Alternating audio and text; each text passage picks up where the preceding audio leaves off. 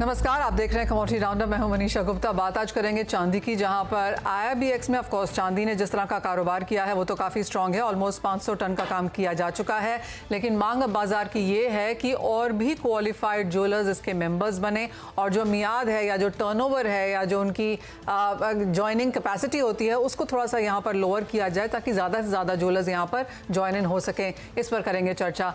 साथ ही बात करेंगे कच्चे तेल की, जहाँ पर पिछले हफ्ते करीबन 2% की गिरावट के बाद इस हफ्ते की शुरुआत भी हल्की सी मुनाफा वसूली के साथ हुई है। कहाँ जा सकते हैं भाव, इस पर करेंगे बातचीत। मसालों में बात करेंगे यहाँ पर जीरे की, जहाँ पर तेजी तो चलने लगी थी और बाजार का मानना भी है कि पाइपलाइन खाली है, लेकिन अभी भी ऊपरी स्तरों पर मुनाफा वसूली के साथ आज कारोबार। इन सभी कमोडिटीज पर चर्चा करने के लिए हमारे साथ हैं commodity participant association of India के chairman Narendra Wadhwa, India bullion and jewellers association के secretary Surendra Mehta, Nirmal bank commodities के कुणाल शाह और LKP सिक्योरिटीज के जतिन त्रिवेदी। राजगौर स्पाइसेस के ओनर धनंजय राजगौर जुड़ेंगे ब्रेक के बाद हमारे साथ जीरे पे बात करने के लिए। लेकिन शुरुआत यहाँ पर पहले चांदी के साथ ही कर लेते हैं और कुणाल, पहले प्राइसेस पे व्यू जान लेते हैं। जिस तरह की उठापटक हमने चांदी में अब भी बरकरार होते हुए देखी है, जहाँ पर 70-72 के बीच में चांदी अटकती हुई नजर आई है, कैसे देखते हैं आप प्राइसेस? फंडामेंटल देखेंगे चांदी के, वो बहुत ही ज़्यादा बुलिश है। आने वाले साल में हमें ये साल में अच्छा रिटर्न मिलने वाला है। सिल्वर कंजर्वेटिवली $28-29 के आसपास जा सकती है, पर ये जो दौर है जहाँ पे लगातार US से जो डेटा निकल के आ रहे हैं वो स्ट्रॉन्गर देन एक्सपेक्टेड डेटा आ रहा है, उसके कारण डॉलर इंडेक्स थोड़ा स्ट्रांग हो जाता है। सो एक और एक महीना शायद कंसोलिडेशन कर सकता है, रेंज में रह सकता है, बट श्योरली अप्रैल ऑनवर्ड्स मुझे बुल मार्केट स्ट्रांग होता हुआ नजर आ रहा है। रेट US में कट होना इमिनेंट है, रेट नीचे आने ही वाले हैं और डॉलर इंडेक्स 105-105.50 के ऊपर जाएगा नहीं। सो मैक्रो फैक्टर्स भी अप्रैल महीने के बाद सिल्वर को सपोर्ट करेंगे। डिमांड सप्लाई से तो तेजी है, सो मैं रिकमेंड कर रहा हूँ सिल्वर में डिप्स पे लॉन्ग कीजिए आप। 71,000 के आसपास आप फार्मन कॉन्ट्रैक्ट में बाइंग कीजिए। 72,900 के टारगेट के लिए शॉर्ट टर्म में, 69,000 के नीचे नहीं जाएगा, ऐसा मेरा व्यू है। ऑलराइट, तो 69,000 के नीचे प्राइसेस नहीं जाने की उम्मीद है और अप्रैल से भावों में बढ़ने की एक्सपेक्टेशन भी है। जो एक महीना है वो अगला थोड़ा सा रेंज बाउंड चांदी के लिहाज से रह सकता है। लेकिन जहां तक चांदी इंपोर्ट्स की बात है तो IIBX के थ्रू भी हमने अच्छे खासे वॉल्यूम्स यहां पर आते हुए देखे हैं। 500 टन का एक नंबर है जो यहाँ पर IIBX ने यहाँ पर रीच किया है। नरेंद्र जी, मैं आपकी रिपोर्ट पढ़ रही थी जहाँ पर CPI ने अब IFSCA से अपील की है कि चांदी में जो क्वालिफाइड ज्वेलर्स हैं यहाँ पर उनकी जो नेटवर्थ है उसको थोड़ा सा कम की भी इजाजत दी जाए। क्या कुछ है नंबर्स जो आप प्रेजेंट यहाँ पर कर रहे हैं और किस तरह की कॉन्वर्सेशंस हैं? नमस्कार मनीषा जी।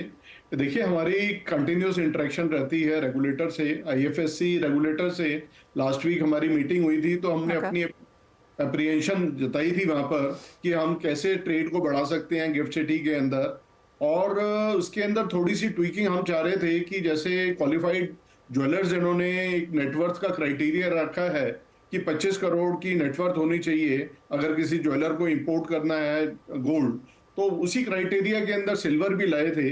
लेकिन हमारा ये कहना है कि सिल्वर जो है एक तो प्रीशियस मेटल तो है ही है, ये इंडस्ट्रियल मेटल भी है, इसकी एप्लीकेशन है काफी जगह, जैसे सोलर के अंदर, इलेक्ट्रिकल इक्विपमेंट के अंदर, मेडिकल इक्विपमेंट के अंदर और केमिकल्स के अंदर।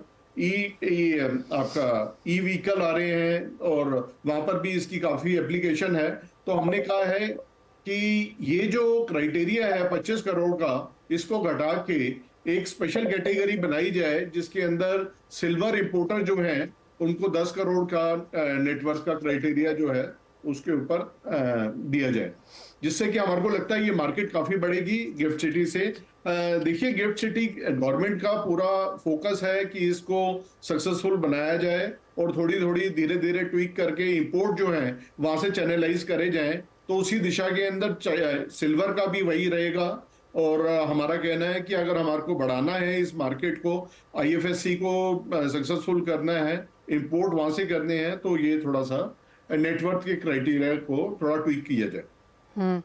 नरेंद्र जी, आप कह रहे हैं कि आपने रिसेंटली यहाँ पर मीटिंग की है। चांदी की ऑफ कोर्स एक चीज़ है जहाँ पे आपने कहा कि एक सजेशन भी आपने यहाँ पर दिया है, लेकिन मीटिंग में और क्या कुछ निकल के आया, अगर हमारे साथ शेयर कर सकें?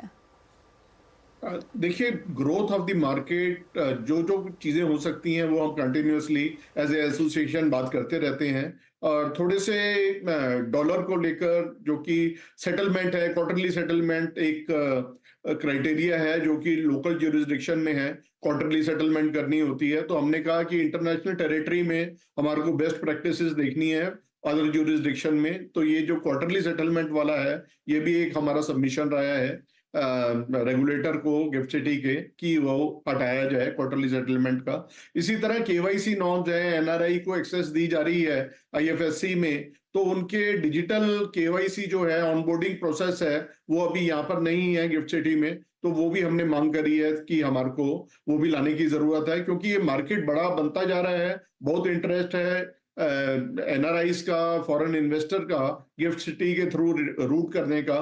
तो हम चाह रहे हैं बेस्ट प्रैक्टिसेस जो हैं वर्ल्ड की, उसको लाया जाए, रादर देन हम लोकल जो जुरिस्डिक्शन है उसके रेगुलेटर को फॉलो करें। तो क्लियरली वो 3-4 चीज़ें यहाँ पर, एक तो इम्पोर्टर, जो चांदी के इम्पोर्टर्स हैं या क्वालिफाइड ज्वेलर्स हैं, उनकी नेटवर्थ को यहाँ पर 10 करोड़ करने की मांग है। जो सेटलमेंट है क्वार्टरली, उसके ऊपर यहाँ पर शेयर बदल करने की बात की जा रही है। और जो एनआरआईज हैं उसके लिए, उनके लिए ऑनलाइन डिजिटल एक्सेस केवाईसीज के तरीके से किया जाए। ऑफकोर्स वो मीटिंग में ये 3-4 चीज़ें यहाँ पर डिस्कस हुई हैं और उनके ऊपर यहाँ पर नज़र रहेगी भी। हमारे साथ इब्जा के सुरेंद्र मेहता भी अब हैं। सुरेंद्र जी, जहाँ तक IIBX का रिपोर्ट कार्ड है, एज ऑफ नाउ 540 टन चांदी इंपोर्ट की जा चुकी है, 60 टन यहाँ पर हमने सोना इंपोर्ट होते हुए देखा है। और IIBX ने यहाँ पर लगातार क्वालिफाइड ज्वेलर्स को बुलाया भी है, इन्वाइट भी किया है, ताकि वो UAE TR की होल्डर्स हैं या फिर अदरवाइज इस जो अचीवमेंट्स हैं उनमें कंट्रीब्यूट करने के लिए भी यहाँ पर लगातार बातचीत चलती रहती है। आप कैसे देखते हैं इन वेरियस स्टेप्स को, और क्या लगता है अब यहाँ पर क्या किया जाना चाहिए? और देखिए, जब IIBX शुरू हुआ था तो थोड़ा सा रिजर्व बैंक को और भारत सरकार को एक एप्रीहेंशन था कि क्या इसकी वजह से ऐसा तो नहीं है कि हमारा फॉरेन एक्सचेंज आउटफ्लो अचानक से ज्यादा बढ़ जाए। क्योंकि आप जब IIBX के पहले सिर्फ बैंकर्स और नॉमिनेटेड एजेंसी को गोल्ड और सिल्वर इंपोर्ट करने की परमिशन थी।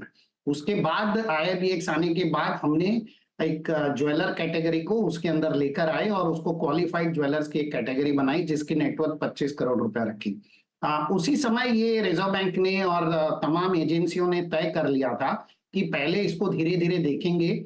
सबसे पहले तो जो बड़ी एजेंसी है, जैसे बैंक्स हैं या दूसरी नॉमिनेटेड एजेंसी हैं, उनको यहाँ पर एक मैंडेटरी करना चाहिए कि भाई वो अपना जितना भी इंपोर्ट है वो IIBX के जरिए करें। और उसके बाद ये जो प्रोसेस है वो नीचे ज्वेलर्स तक भी पहुंचना चाहिए, जो स्टार्टिंग में 25 करोड़ रखा है। लेकिन आपकी बात बिल्कुल सही है कि स्लोली एंड ग्रेजुअली एक बार जब बैंक पूरा इसमें इंपोर्ट में भागीदारी कर लेते हैं IIBX के जरिए, उसके बाद जो क्वालिफाइड ज्वेलर्स हैं उनकी नेटवर्क को कम करने के ऊपर ध्यान देना चाहिए। और जो दूसरे जो 1-2 सजेशन सेटलमेंट के और NRI के आपने बताए हैं, वो ऑलरेडी हम लोगों ने भी कहा है कि इस प्रकार की सुविधा होनी चाहिए। इवेंचुअली IIBX को पूरी गोल्ड इंडस्ट्री और स्पेशली IBJ ये फ्यूचर देख रहा है कि ये फ्यूचर में मेरे ख्याल से हिंदुस्तान में जितना भी इंपोर्ट होगा, may be 5 years down the line और 3 years डाउन द लाइन, जितना भी गोल्ड और सिल्वर इंपोर्ट होगा वो सिर्फ IIBX के जरिए ही होना चाहिए।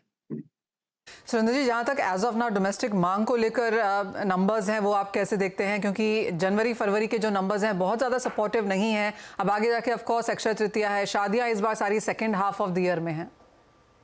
जी बिल्कुल। देखिए, जैसे चुनाव अभी आने वाला है तो मार्केट ऑलरेडी डल हो चुका है। जो B2C बाइंग बिल्कुल मैं कहूंगा कि लगभग 30% तक ड्रॉप हो चुकी है, और ये और भी ड्रॉप होती हुई चली जाएगी, क्योंकि जब तक चुनाव पूरे नहीं होते B2B गुड्स के मूवमेंट में बहुत सारे एप्रीहेंशंस होते हैं। क्योंकि डॉक्यूमेंट यदि बराबर हो तो भी हमने पहले भी देखा है कि माल को रोक लिया जाता है और उसके बाद में बहुत उसमें दिक्कत होती है। हम तमाम सरकारी एजेंसियों से, इलेक्शन कमीशन से, सबसे बात कर रहे हैं। तो ये जो गोल्ड एंड सिल्वर का जो मूवमेंट है, जो मार्केट है, ये चुनाव तक लगभग अगले 1 क्वार्टर तक, तो मुझे लगता है 30 जून तक या मे बी अप टू 15 में ये ऐसा ही रहने वाला है। क्योंकि आगे यदि आप देखें तो इस बार गर्मियों में शादियां भी ज्यादा नहीं है। जो अगली शादी का सीजन है वो सीधा विंटर सीजन में आता है। तो मुझे लगता है कि इस साल जो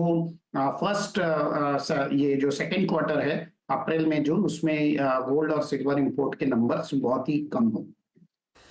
ऑलराइट, तो बहुत स्ट्रॉन्ग इंपोर्ट होने की एक्सपेक्टेशन भी नहीं है, एक्सचेंज गोल्ड ज़्यादा है, लेकिन जैसे कहा गया कि मई जून के बाद ही हम यहाँ पर खरीदारी लौटता हुआ देखेंगे, क्योंकि उसके बाद ही शादियों का सीज़न भी है।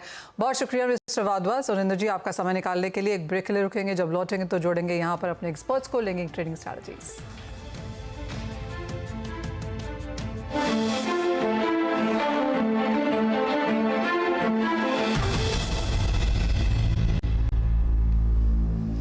नमस्कार, स्वागत है आपका। और सबसे पहले यहाँ पर एनर्जी पैक पे नज़र डाल लेते हैं, जहाँ पे कुणाल हमने मुनाफा वसूली लौटते हुए देखी है, चाहे वो नेचुरल गैस है या फिर कच्चा तेल। जी हाँ, दोनों में प्रॉफिट टेकिंग है। स्पेशली कच्चे तेल में लीबिया से प्रोडक्शन स्टार्ट होने के कारण कच्चा तेल और नीचे जा सकता है। 6250 6200 के टारगेट के लिए आप बेच सकते हो। साथ ही साथ बात यहाँ पर मेटल्स की करेंगे। जतिन, आपसे जानना चाहेंगे आपकी टॉप पिक्स अब यहाँ कहाँ हैं? मनीषा, फ्राइडे को मैन्युफैक्चरिंग पीएमआई के डेटा आएंगे चाइना के। उसके पहले मुझे लग रहा है साइडवेज रेंज में मूवमेंट रहना चाहिए कॉपर, जिंक, एल्यूमिनियम के अंदर। कॉपर जो है मुझे लग रहा है 725 के आसपास जो है वो बाइंग अपॉर्चुनिटी देगा। मार्च वायदा जो है उसकी बात कर रहा हूँ मैं। और 720 के नीचे जो उसका स्टॉप लॉस रखना चाहिए। 730 732 के बीच में प्रॉफिट बुक कर लेना है। बहुत बड़ी तेजी के हिसाब से नहीं खेलना है इसके अंदर। फ्राइडे के दिन का वेट करें, एक बड़ा डेटा आएगा चाइनीज मार्केट की तरफ से, उसका थोड़ा वेट करना जरूरी है। जी हाँ, एब्सोल्युटली, काफ़ी डेटा हैवी हफ्ता होने वाला है ये, चाहे इन्फ्लेशन नंबर्स हैं, पीएमआई नंबर्स हैं या फिर मॉनेटरी पॉलिसी मीटिंग्स हैं, काफ़ी कुछ इसी हफ्ते में ही है। साथ ही साथ यहाँ पर सोने की भी बात करना चाहेंगे। और जतिन, यहाँ पर क्या कैसे देखते हैं आप प्राइसेस? Exactly, rightly pointed. इस हफ्ते डेटा जो है स्पेसिफिक ड्रिवन मार्केट रहेगा। डॉलर इंडेक्स जो थोड़ा सा मोमेंटम में रहना चाहिए, उसी के साथ में उसके रिलेटेड जो भी करेंसीज कमोडिटीज उसके अंदर ट्रेंड बेस्ड मूवमेंट रहेगा। वॉलेटाइल रेंज जो मैं देख रहा हूँ गोल्ड का, वो रहेगा अराउंड 62,000 से लेके 62,500 और 62,200 के आसपास में कंफर्टेबल हूँ बाइंग करने के लिए। कॉमेक्स के डॉलर में भी अगर हम देखने जाएंगे तो 2025 के आसपास एक कम सपोर्टिव जोन है। तो जब तक ये लेवल्स होल्ड कर रहे हैं 62,000 M6 पर, तब तक मेरा व्यू इसके अंदर पॉजिटिव है। 2 से 3 दिनों का व्यू पॉइंट लेकर चले, 62,500 से लेकर 62,600 के टारगेट्स रखते हैं। साथ ही जतिन, डॉलर इंडेक्स को कैसे देखते हैं आप? मनीषा, इस हफ्ते मैं डॉलर रेंज की जो अराउंड अबाउट 10360 से लेके 10450 इस रेंज के अंदर देख रहा हूँ मैं। 105 के ऊपर प्राइसेस अगर ट्रेड होंगे तो ही बहुत बड़ा पैनिक जो है वो कमोडिटी करेंसीज में देखने मिलेगा, but it is very unlikely कि उसके ऊपर जाए, क्योंकि इन्फ्लेशन डेटा जो है वो साइडवेज रेंज के अंदर है पिछले 5 महीने से 3% के आसपास। तो ये जो ड्रिफ्ट होना शुरू होगा इन्फ्लेशन डेटा, उसके बाद डॉलर इंडेक्स भी आपको अराउंड 102 101 के आसपास देखना शुरू मिल जाएगा। बट जैसे 3% के नीचे का बैरियर तोड़ना शुरू करे उसके बाद ही होगा ये। तब तक ये जो रेंज है डॉलर इंडेक्स के अंदर 103 से 104.50 के आसपास ये चलती रहेगी। और साथ ही साथ में अन्य कमोडिटीज के अंदर एग्री कमोडिटीज़ की भी यहाँ पर बात करेंगे, जहाँ पर जीरे में लास्ट वीक की थोड़ी सी तेज़ी के बाद फिर मुनाफा वसूली बनते हुए नजर आई है। कुणाल, जीरे में क्या चार्ट्स ट्रेंड दिखाते हैं और बाकी एग्री स्पेस में अब क्या व्यू है? जीरे में प्रॉफिट टेकिंग कंटिन्यू रहेगा मुझे लग रहा है, और मौजूदा स्तर से भी आपको 500-600 रुपए की गिरावट और देखने मिलेगी। तेजी नहीं नजर आ रही है, ये साल प्रोडक्शन अच्छा है। सो जीरा बेच सकते हैं मौजूदा रेट पे भी, और 21,000 तक के लेवल आपको जीरे में धीरे धीरे आते हुए देखने मिल सकते हैं। और बाकी कमोडिटीज़ में क्या व्यू है आपका, क्योंकि कुछ प्रेशर हमने गुआर में, कैस्टर में यहाँ पर फिर बनते हुए देखा? इवन गुआर में भी मुझे फिलहाल कोई तेजी नजर नहीं आ रही है। कैस्टर सीड में भी चाइना स्लो डाउन के कारण कोई तेजी नजर नहीं आ रही, एक्सपोर्ट डिमांड कमजोर रहेगी। सो ओवरऑल एग्री कमोडिटी में कोई तेजी का रुख नजर नहीं आ रहा है। ऑलराइट, तो बाइंग अपॉर्चुनिटीज़ यहाँ पर कम ही हैं, जहाँ पर एग्री कमोडिटीज़ में आपको देखने को मिलेगा ज़्यादातर सेल कॉल्स यहाँ पर आती हुई, इंक्लूडिंग जीरा, गुआर और बाकी एग्री कमोडिटीज़ में भी। बहुत शुक्रिया कुणाल, जतिन, साथ देने के लिए। रुकेंगे इस ब्रेक के लिए और ब्रेक के बाद आपके लिए लेकर आएंगे रिलायंस इंडस्ट्रीज़ के डायरेक्टर का एक बहुत बेहतरीन एक्सक्लूसिव इंटरव्यू। आप बने रहिए हमारे साथ।